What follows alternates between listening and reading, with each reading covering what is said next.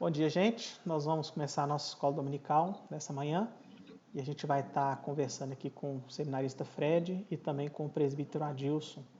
Nós vamos começar a nossa escola dominical com uma oração. Vou pedir para o Adilson orar. Logo em seguida, o Fred vai abrir o microfone dele e vai fazer a leitura para a gente do texto de Atos, no capítulo 2, versos de 1 a 13. Vamos orar. Bom dia, gente. Vamos orar.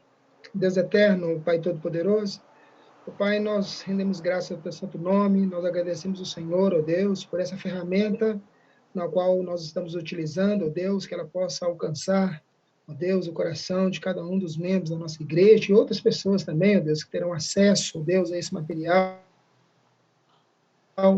Nós te louvamos, ó Deus, porque a todo tempo, em toda hora, ó Deus, em toda circunstância, ó Deus, o Senhor tem, ó Deus, nos abençoado, ó Deus, e nos provido recurso, ó Deus, para que a igreja do Senhor cresça e avance. Nós te rendemos graça, pedimos, Senhor, por essa escola, ó Deus, diferente hoje, mas será abençoada para a honra e a glória do teu santo nome. Amém. Amém. Bem, Fred, Amém. Você faz a leitura para a gente do texto, então? Joia. Combinado. Bom dia, pessoal. Deus abençoe a leitura do texto. Nós vamos ler Atos, capítulo 2, dos versos 1 até o verso de número 13. Ok? Atos, capítulo 2, de 1 a 13. Tá bom? Farei a leitura. Os irmãos acompanhem, por gentileza. Diz assim: ao cumprir-se o dia de Pentecostes, estavam todos reunidos no mesmo lugar. De repente, veio do céu um som como um vento impetuoso, encheu toda a casa onde estavam assentados. E apareceram distribuídas entre eles línguas como de fogo, e pousou uma sobre cada um deles. Todos ficaram cheios do Espírito Santo e passaram a falar em outras línguas, segundo o Espírito lhes concedia que falassem. Versículo número 5. Ora, estavam habitando em Jerusalém judeus, homens piedosos, vindos de todas as nações debaixo do céu. Quando, pois, se fez ouvir aquela voz, afluiu a multidão que se possuiu de perplexidade, porquanto cada um os ouvia falar na sua própria língua. Estavam, pois, atônitos e se admiravam, dizendo: vede, não são porventuras galileus todos esses que aí estão falando? E como os ouvimos falar cada um em nossa própria língua materna? Somos pardos, medos, elamitas, e os naturais da Mesopotâmia, Judéia, Capadócia, Ponto, Ásia, Frígia, Panfilha, do Egito, das regiões da Líbia, nas imediações de Cirene, e romanos que aqui residem, tanto judeus como prosélitos, cretenses e arábios, como os ouvimos falar em nossas próprias línguas as grandezas de Deus. Todos atônitos e perplexos interpelavam uns aos outros: que quer isso? Que quer isso dizer? Outros, porém, zombando, diziam: estão embriagados. Que Deus abençoe a leitura da palavra. Amém. Vamos começar então. Adilson, o que é que mais chamou sua atenção aí nesse texto, nessa passagem? Sempre me chama a atenção, eu não canso de ler esse texto e sempre fico impressionado com esse grande acontecimento que nunca mais aconteceu. Isso me chama muita atenção de ver várias pessoas reunidas de várias nacionalidades, de várias línguas, né? Acho que na Judéia era quase 20 línguas ali, só naquela região, e de repente todos estavam falando no mesmo idioma que todos compreendiam. Interessante que me chamou a atenção é que todos falavam de acordo com o que o Espírito lhe propunha que falasse, né? Na língua fica bem claro ali para mim que são línguas estrangeiras, línguas, né, existentes faladas em várias regiões, né, que ali estavam reunidos. Então era uma língua natural que a pessoa da Mesopotâmia entendia o que o judeu falava e o pessoal de Roma entendia o que o árabe falava. Então é uma coisa impressionante. Então eu vejo esse texto muito impressionante, é algo assim espantoso, é um milagre mesmo que aconteceu naquele dia. Isso me chama muita atenção naquele texto, nesse texto. Sim, a gente percebe bem claro no texto aqui, né, que as pessoas presentes elas questionam como é que nós ouvimos falar em nossas próprias línguas e o conteúdo que eles escutam são as grandezas de Deus, né? Realmente foi Exato, um também. dia muito único na história da igreja e só né, para fazer uma pequena correção. Nós temos em Atos depois outros 2 dias em que nós temos um fenômeno semelhante, né, um derramar do Espírito Santo, expandindo agora para além de Jerusalém, né, Sim, mas lá no capítulo 10, né? sim, No mas capítulo 10 também. Não teve as línguas, mas teve com essa característica, essa ele é um evento característica. único na história, né? Então Isso, é um evento verdade. emblemático na vida da história da igreja, sem dúvida alguma. E você, Verdade. Fred, o que chamou a sua atenção nesse texto? Algumas situações, por exemplo, o início do texto, né? Ao cumprir-se, né? É interessante essa expressão, né? Ao cumprir-se o dia de Pentecostes, né? Exatamente apontando para aquilo que o próprio Cristo havia predito, né? Que eles deveriam ficar que devia ficar na região de Jerusalém para que recebessem poder do alto, né? Ou seja, o cumprimento de uma profecia muito antes propriamente dita de Cristo, né? O profeta Joel já havia dito anteriormente. Mas, enfim, essa expressão ao cumprir-se, a expressão todos ficaram cheios do Espírito Santo, isso é de suma importância para o avanço, para o crescimento do reino, para a expansão da igreja, isso é algo que salta aos olhos, né?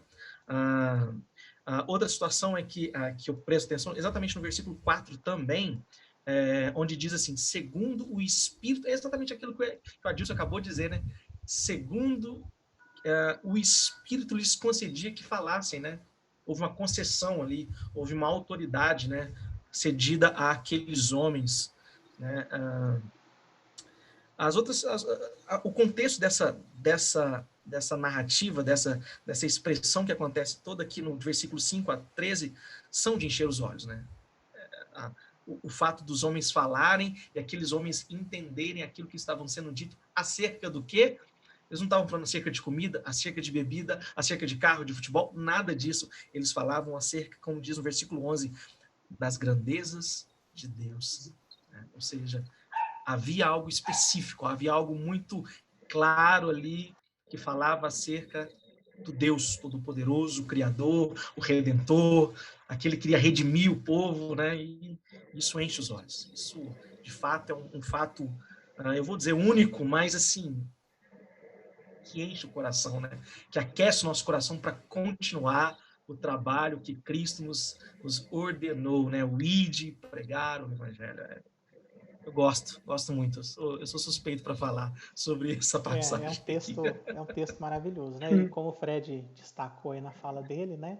Nós temos essa ligação dessa nossa passagem com o que nós já estudamos antes, né? Houve ali uma promessa de Jesus do envio do Espírito Santo, houve uma ordem para permanecer em Jerusalém até que viesse o Espírito Santo. Nós temos aqui uma referência que estavam todos reunidos no mesmo lugar, provavelmente os 120, né, que são mencionados antes, estavam ali, né? E então chega esse grande e glorioso dia no qual se cumpre a promessa e todos ficaram cheios do Espírito Santo. E então nós temos a consequência desse enchimento, né, que é o falar, que é o profetizar das grandezas de Deus. Fred, você falou a respeito dessa promessa que vem até antes mesmo, né, da pessoa de Jesus Cristo. Comenta para a gente então um pouquinho, resumidamente, o que você acha importante a gente estar sabendo a respeito do Espírito Santo, dessa promessa, para a gente compreender um pouco melhor essa passagem. Ok. É interessante salientar que o Espírito Santo ele foi enviado por Cristo, né, com um objetivo muito específico. Quando eu falo objetivo muito específico, me entenda o que eu estou dizendo dentro da sua economia, dentro da sua atividade, né? O Espírito Santo foi enviado por Cristo para capacitar a igreja a viver e a proclamar a missão de Cristo, né? A missão que o Rei nos deixou, né? De levar o Evangelho, de expandir o reino, de sair de uma região, de sair de um único povo para passar para a promessa que havia lá em Abraão, né? Uma grande nação, né? Praticamente para o mundo inteiro. A oferta do Evangelho é de fato para o mundo inteiro. Nós precisamos entender que esse fenômeno está ligado a compreender alguns detalhes do texto bíblico que nós precisamos entender sem levar os nossos pressupostos para o texto, né? É olhar para essa situação, olhar para este contexto e compreender que referia-se a um cumprimento de uma profecia, aquilo que, como eu disse anteriormente, Joel havia dito acerca dos últimos dias, né? Nos últimos dias, os jovens profetizarão, enfim, todo aquele contexto da profecia é cumprido aqui, conforme nos vai nos dizer Pedro, um pouco mais adiante, quando ele começa a expor o evangelho do Senhor, dizendo que nos últimos dias, diz o Senhor, verso 17, que ele derramaria do seu espírito sobre toda a carne. Ou seja, nós precisamos compreender, entender que esse texto, essa situação, essa descida do Espírito Santo aconteceu com um propósito muito específico, aquilo que eu disse, que é a expansão do reino, a proclamação do evangelho, é dar autoridade para aqueles 12, para o colégio apostólico, para dar seguimento naquilo que Cristo já havia instruído aqueles homens a fazer, a pregar o evangelho, a ensinar sobre o reino, né? a autorizar esses homens a exercer autoridade e também ser como os sustentáculos da igreja, né? Os alicerces da igreja. Nós sabemos que a base é Cristo, mas que os apóstolos, eles são a sustentação da igreja, né? Então, assim, eu entendo dessa forma, eu entendo que a descida do Espírito Santo, ela tem esse caráter, o caráter da pregação do evangelho, o caráter da expansão do reino, o caráter de autoridade que os discípulos tinham, que os apóstolos tinham, e que hoje nós não temos a mesma autoridade, mas nós temos o mesmo objetivo, o mesmo chamado, que é ir e proclamar desse evangelho. Esse evangelho que é poderoso, que é salvífico, que tem poder para transformar morto em vida, trazer o morto à vida. Então, se eu fosse interpretar, se eu fosse entender o cerne dessa passagem, eu trabalharia em cima dessa questão, reverendo. Muito bem. Adilson, você poderia compartilhar com a gente um pouquinho, é uma dúvida que às vezes as pessoas têm, de que o dia de Pentecostes é o dia que, é esse dia, né? Foi a primeira vez que aconteceu, o dia de Pentecostes é o dia que o Espírito veio, sem dúvida alguma, mas compartilha com a gente um pouquinho o que quer dizer esse dia de Pentecostes, né? E por que as pessoas estavam reunidas ali em Jerusalém nesse momento? Sim, era um dia tradicional, né? O dia de Pentecostes, né? Era o início da colheita, era dias depois de uma festa. Ela ficava no meio de duas festas, então as pessoas tinham esse costume de reunir ali em Jerusalém. Eles voltavam a Jerusalém para comemorar, para fazer o dia de Pentecostes, né? Os primeiros frutos, né? Então era um dia que tradicionalmente todos, né? Os judeus que viviam em outras regiões, né? Eles vinham para Jerusalém para fazer essa participação, né? Era um dia cultural que eles estariam ali reunidos, né? E propositalmente, né? Jesus Cristo falou sobre isso, né? Nesse dia que seria esse grande evento, então teria um público, né? Dos judeus ali naquela cidade. Então estavam ali todos reunidos e foi o dia que era importante isso, né? Estarem todos reunidos, 120, com mais, né, as pessoas que eram dentro desse contexto que Deus queria, né, as pessoas estariam ali. Então, era um dia importante, o dia do Pentecostes. Então, eu acho que né, culturalmente as pessoas estariam, e por isso que deu esse impacto, né? Esse efeito das pessoas judeus estar ali naquele local juntamente com os 120 discípulos, aonde que seria, né? Posteriormente, eles seriam revestidos, e eu acho muito interessante quando Jesus em vida diz para eles que muitas coisas eu ainda tenho para vos falar, mas vocês não poderão suportar. Mas vem aí o Espírito Santo e ele vos guiará, né? Então, a partir daquele momento ali que eles seriam revestidos, né? Ou seja, teriam uma outra autoridade, uma outra mais objetivo, eles seriam revestidos do alto céus e eles poderiam resistir, eles iriam compreender, né? Então, aquele dia, em especial, os próprios discípulos, né? Principalmente os 120, eles puderam compreender, né? Que a missão que eles estavam era uma missão grandiosa. Então, eu creio que foi um dia infinitamente assim especial para o povo de Deus, e aqueles 120 ali, eles foram realmente revestidos, foi um apoderamento, né? Eles viram que a coisa era muito séria, né? A igreja ali começou a deslanchar naquele momento. Disse, gente, Jesus Cristo partiu, mas nós temos o Espírito Santo. Né? Então, é aquilo. Eles sentiram, né? Que as coisas que eles não podiam compreender, eles passaram a compreender a partir daquela data. E a igreja avançou. Eles avançaram com muita velocidade mesmo. Eles foram totalmente revestidos do alto céu e tiveram muito poder para compartilhar, né? E enfrentar os desafios e foram muitos desafios, né? A gente começa a ver o livro de Atos ali, foram muitos desafios. Então, eles precisavam daquele momento mágico, aquele momento lindo, aquele momento maravilhoso, como diz o Fred, né? Aquele momento que a gente vê e salta aos olhos, né? Então, quem estava ali presente, eles se sentiram assim, eu estou capacitado, eu vou avançar com o reino de Deus. Então, eu penso nisso. Foi importante aquele dia de festa. Foi realmente o dia dos primeiros frutos, né? Com certeza. É interessante nessa conexão. Esse texto nos mostra que o Espírito Santo foi enviado por Jesus para capacitar a igreja a viver a missão que ele deixou para os seus discípulos, né? E é interessante o Adilson ter feito essa conexão dos primeiros frutos, porque você celebra os primeiros frutos porque você acredita que se houveram os primeiros, haverão os próximos, né? Então, se naquele dia nós temos os primeiros frutos, sem dúvida alguma que nós teremos os próximos frutos, né?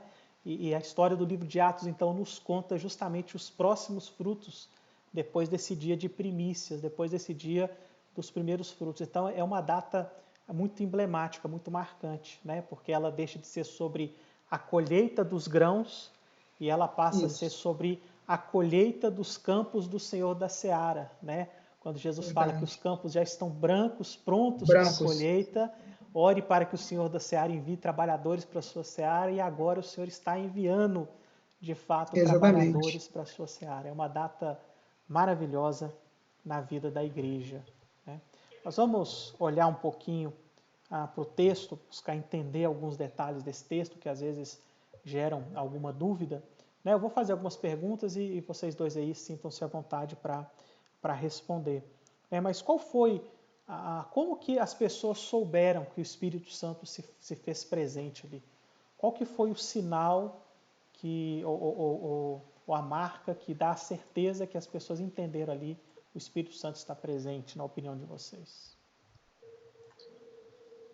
Pode, Adilson. Eu vi que você ia falar. Oi? Pode falar. Quem, eu? Eu falar, né? Não, visualmente ficou bem claro, né? Eles viram uma figura, né? Como se fosse de fogo, pousando sobre cada uma das pessoas. Eu acho que teve esse efeito visual, né? Que no livro de Atos, também no capítulo 10, relata que ali Cornélio, né, e sua família, línguas como de fogo pousavam sobre eles. Então, eu acho que visualmente, né, Deus fez questão caprichosamente de mostrar visualmente cada um recebendo, né, o Espírito sobre si. Fala, Fred. Uma segunda característica também é o fato de ouvirem na sua língua materna, né? O fato de eles falarem que o milagre está no falar, né? Eles falavam e aqueles homens ouviam na sua língua materna. Isso é fantástico. É fantástico. Outra coisa também foi destacada pelo próprio Fred. Eles não falavam siricanta lá na praia, ou babachura, moricana. Eles falavam as maravilhas de Deus. As grandezas de Deus. E não havia confusão, né? O Espírito Santo não é espírito de confusão, né? Mas de organização. Então, eles falavam de acordo com o que o Espírito concedia que eles falassem, e eles falavam aquilo que era grandioso, né? E as pessoas entendiam, né? Não é o que aconteceu na igreja de Coríntios, que depois Paulo teve que reorganizar, né? Dizendo se algum fala, outro interpreta, ou então fique calado na igreja. Não. Eles falaram de acordo com o Espírito. Então, o Espírito estava presente e impulsionou aquelas pessoas a falarem de uma língua inteligível, clara e louvando a Deus. Então, ali você vê que a participação do Espírito Santo estava controlando a todo tempo. Sim, a gente percebe, né, o texto falando bem claramente de dois sinais, vamos dizer assim, naturais, né? A gente tem aí o som, né, que parecia o som de um vento impetuoso. Não quer dizer que houve um vento impetuoso tomando a casa, não teve uma ventania. teve um som sim, e aquele som lembrava o som de um vento, né? E a exato, palavra, exato. tanto no grego quanto no hebraico, para espírito é a mesma palavra que a gente usaria para um sopro, para um vento, né? Então É, isso faz uma conexão, sem dúvida alguma, na sim, ideia de que o que está acontecendo ali está relacionado com esse soprar do espírito, né? O segundo sinal também é um sinal natural, é agora visível, né? Eles viram línguas como de fogo, ou seja, eles não viram fogo, não desceu fogo do céu, não houve um sim, fogo que queimava e não se consumia. O que eles viram, algo que se parecia com o formato de uma língua, né? Algo que na mente deles ali, eles associaram com a ideia de uma língua, parecendo como se fosse de fogo, né? E aí, novamente, nós temos isso uma relação aí com a presença do Santo Espírito de Deus, né? E aí, então, esses dois eventos, né, aconteceram naquele lugar e todos ficaram cheios do Espírito Santo. E aí, a marca ou o sinal ou a conclusão, né, que nós temos de que, de fato, eles ficaram cheios do Espírito Santo foi que eles passaram a falar em outras línguas, né? E outras línguas, como o Adilson bem disse, não quer dizer línguas não inteligíveis. Eles passaram a falar em outras línguas que não as línguas que eles naturalmente falavam, né? A gente olha para o restante do texto e as pessoas que ouviram se surpreenderam por isso, né? Porque falaram, poxa, a gente tem gente aqui de todas as nações e agora nós estamos ouvindo eles falando na nossa língua materna. O que está acontecendo aqui, né? E eles estão falando justamente da grandeza de Deus, né? Ah, uma segunda pergunta que eu acho que é importante aqui é quem é que está direcionando então e capacitando os discípulos a falarem em outras línguas? De onde que está vindo isso? O do próprio Espírito Deus, né? Santo, né? De Deus. Há pouco tempo, eu lembro quando o seminarista Paulo Henrique, ele estava com a gente na igreja do Flávio Marques, eu emprestei para ele um DVD que eu ganhei de um grande cantor e palestrante, e na palestra dele ele estava ensinando como falar em outras línguas, né? Então, ele começava a falar assim, olha, você começa a falar nada com nada e o Espírito Santo vai conduzindo. Quer dizer, ele fazia uma alegoria totalmente contrária do que acontecia ali em Pentecostes, né? Ali, é claro, né? O Espírito Santo, ele conduzia, né? Ele concedia a cada um, né? O falar na língua que ele predeterminava qual língua que a pessoa ia falar, e a pessoa falava, né, das maravilhas de Deus. Então, o Espírito Santo era o maestro, né? Sem dúvida alguma, né? E qual que foi a surpresa então da multidão? As pessoas que estavam ali em volta e presenciaram isso, qual foi a surpresa que essas pessoas tiveram? Acho que o próprio verso 8, né? Acho que o próprio verso 8, quando eles dizem assim, e como os ouvimos falar, cada um em nossa própria língua materna, né? O susto deles era olhar para aqueles homens iletrados, leigos, né? Que falavam de forma perfeita, entendível, para que aqueles homens pudessem compreender das grandezas de Deus. Acho que o choque está aí, né? Mas como é que esses homens letrados conseguem falar e eu consigo O compreender e entender aquilo que eles estão dizendo? pastor, Oi. eu acho que as pessoas ali lembrou foi do ano passado, na festa de Pentecostes do ano passado, onde eles estavam reunidos e ninguém ousava falar com o outro, porque ninguém entendia o outro, né? Eu acho que quando eles estavam todos reunidos ali no ano passado, talvez você só cumprimentava, fazia só com um gesto, né? Uma outra pessoa, mas a pessoa, como é que você vai conversar com o árabe? Como é que você vai conversar com o romano? Como é que você vai conversar com a pessoa da Mesopotâmia, da Oceania? Então, você talvez fazia um gesto lá, talvez uma língua universal, assim, shalom, e todo mundo assim. E de repente, esse ano, quando você olha, que você sabe que aquele turbante na cabeça, o cara é árabe, e de repente o cara fala na língua do judeu, e de repente você olha assim, aí as pessoas ficaram atônicas, porque de ano a ano nós nunca conversávamos, né? E agora, nesse dia, você consegue ser intérprete, né? Talvez quando alguém ousasse falar alguma coisa, um Gamaliel da vida estava lá presente, que era poliglota, e talvez ele interpretava, mas ali, naquele momento, você entender plenamente o que a outra pessoa, você sabe que a outra pessoa é natural de outra região, e você ouvir a pessoa falando sem intérprete, sem nada, e quando você olha para o lado, a outra pessoa também está falando a sua língua materna, e quando você olha aquela multidão de pessoas, então eu acho que as pessoas ficaram assim, gente, eles sentiram isso, eles ficaram atônitos por isso, porque vários anos sem essa conversa, e nesse ano, milagre. Sim, e é emblemático porque as pessoas que estavam em volta ali dos discípulos, de repente viam os discípulos falando como que para eles, né?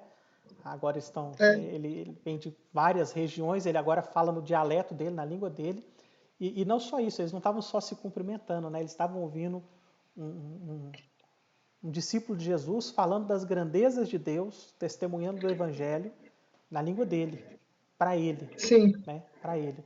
Não havia mais barreiras ali linguísticas que haveriam de separar o reino de Deus, né? O reino de Deus poderia se expandir por todas as nações.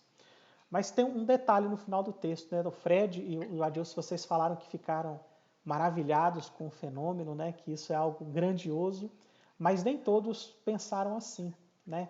Qual foi a reação das pessoas a esse fenômeno? Como é que elas reagiram a isso? Como Mas sempre, pressuposto, né? posso falar rapidinho? Pode. Assim, como sempre acontece no Evangelho, né? A expansão, aqueles que recebem com alegria, né? Aquilo que estava acontecendo, porém outros dizem, estão embriagados, estão tontos, né? Estão loucos, fora de si, estão bêbados, né? Digamos assim. Exatamente essa situação, né? Da expansão do reino e a rejeição daqueles que não fazem parte da família da aliança, né? Bom, qual que é a importância, então, do Espírito Santo para a vida da igreja?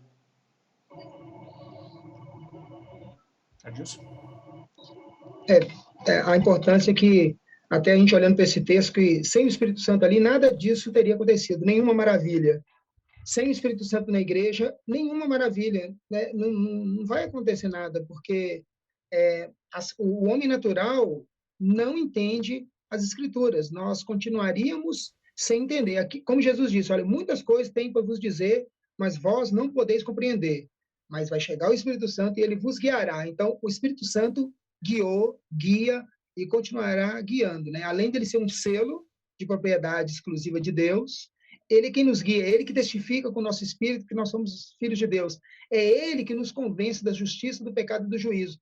É ele que nos adianta, né, naquela pessoa que a gente encontra na rua. É ele que faz como o Filipe, ali andando no deserto, você vai naquele eunuco ali, prega o evangelho. E ali o eunuco que nunca entendeu do evangelho, naquele momento ele entendeu do evangelho e falou aquela frase: o que me importa, né, de eu ser batizado, ali tem água. Então, ali mostra que o Espírito Santo ele foi necessário. No Antigo Testamento, ele foi necessário quando ele revestia homens, né? Revestia e depois se ausentava e dava ali encorajamento, poder, né, para os homens. E nesse tempo ele vem definitivamente para inaugurar uma nova fase eterna, né? Ela não vai acontecer dele se ausentar, ele pode enfraquecer, diminuir, como acontece com alguns irmãos, mas ele está definitivamente, sem ele, nada aconteceria, né? Nós iríamos pregar o evangelho e as pessoas naturais não iam poder entender o evangelho. Poderia até chorar diante de um texto de João 3,16, mas sem jamais levar a sua conversão, né, o seu arrependimento. Então, ali mostrou a importância, né? O principal ali não eram as pessoas da Ásia, da Mesopotâmia, nada ali. O mais importante era o Espírito Santo que desceu e inaugurou esse momento poderoso, deu poder para a igreja. Então, o Espírito Santo, sem ele, nada vai acontecer.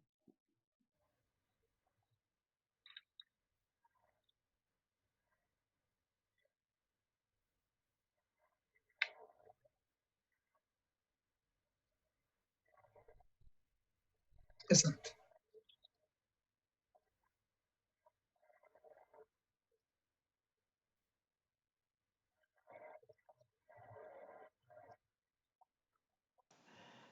Essa passagem nos mostra, então, que a igreja precisa confiar e que ela precisa depender do Espírito Santo, né, para que ela possa cumprir a sua missão. Essa passagem nos mostra que a missão de testemunhar para todas as nações ela só pode ser cumprida na dependência do Espírito Santo de Deus. Foi ele quem trouxe para aqueles homens, né, o falar das grandezas de Deus, foi ele quem trouxe aqueles homens o romper das barreiras linguísticas, e é o Espírito Sim, Santo ao longo de todo o livro de Atos que move aí o progresso da palavra de Deus de uma forma sobrenatural, de uma forma extraordinária, né? Para que quando a gente chegue lá na frente e veja Paulo fazendo o que Paulo fez, a gente não acha que a gente tem que ser como Paulo. A gente saiba que nós devemos ser cheios do Espírito Santo, né? Paulo é fruto da verdade. presença do Espírito Santo na igreja, né? É nesse sentido que nós devemos cumprir a nossa missão. Fred, como que esse fenômeno, então, encoraja e estimula o movimento missionário da igreja, na sua opinião? De forma bem clara, reverendo. Primeiro, sendo capacitado, guiado, orientado, movimentado pelo Espírito Santo de Deus, né? A levar este evangelho, a proclamar deste reino, deste rei. Eu acho que é esse feeling, é essa necessidade, esse entendimento de que a nossa missão é ir e proclamar do Evangelho. Só que um detalhe nisso, né? Cristo não nos deixa sozinhos, ele nos envia o seu próprio Espírito para nos impulsionar, para nos levar a fazer toda essa obra, a obra bendita, a obra que nos é proposta pelo próprio Mestre, de levar o Evangelho a todo perdido, pecador, e oferecer essa oferta, a oferta do Evangelho. Né? E o Espírito Santo, ele é quem realiza todas as obras. Né? Tanto o nosso pregar, tanto o ouvir da outra pessoa e o conduzir até o coração e encontrar terra boa para que possa crescer e dar fruto. Mas, enfim, isso não serve como letargia para a igreja, serve como um propulsor, serve como um entusiasmo a mais. Pode ir, você não está sozinho. Pode ir que o Espírito Santo vai te conduzir, vai te guiar e vai dar certo. Né? E vai dar certo. Sem dúvida.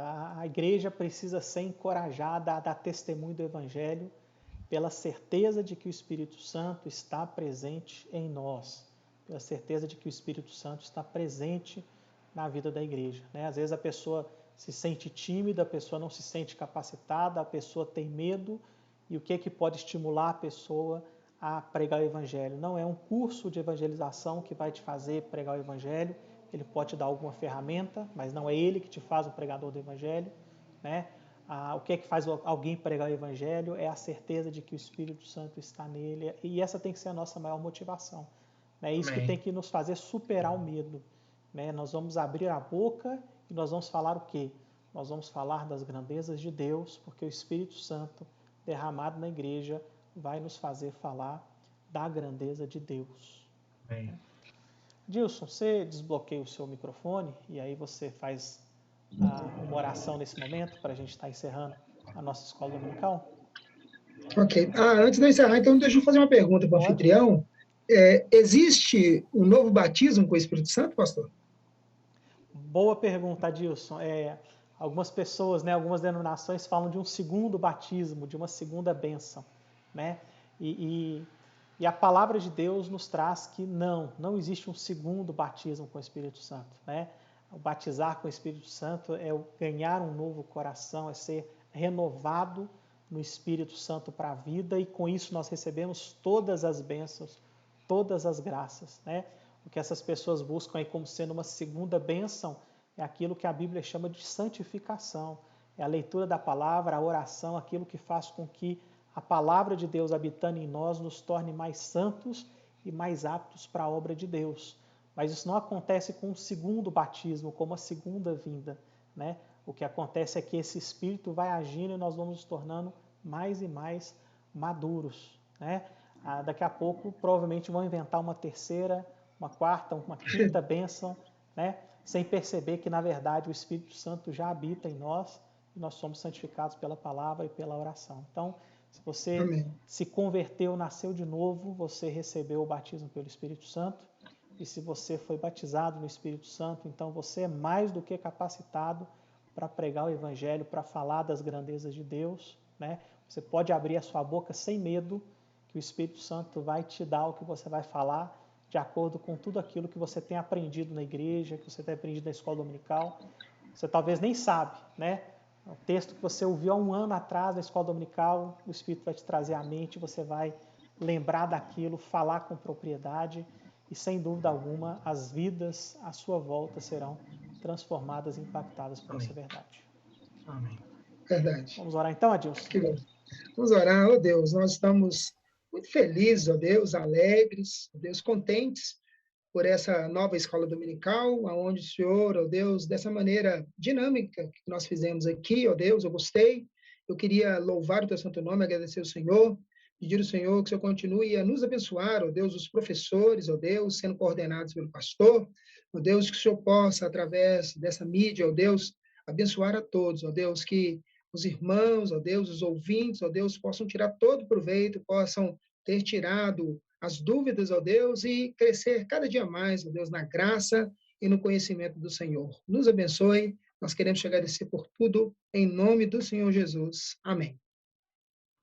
Amém. Amém. Amém. Muito Amém. obrigado, Fred. Muito obrigado, Adilson. Nós testamos aí abençoe. esse formato novo da escola dominical, tentando fazer um pouquinho mais dinâmico. Né? Se Deus nos der graça, vai ser bem temporário mesmo. Né? Nós cremos que Amém. em poucas semanas nós já estamos de volta no templo, mas diante Jesus. desse novo formato de estudo que a gente tem tido no templo, eu creio que fazer uma escola mais interativa corresponde mais àquilo que a gente tem feito na realidade também. Que Deus abençoe a vida de vocês, muito obrigado.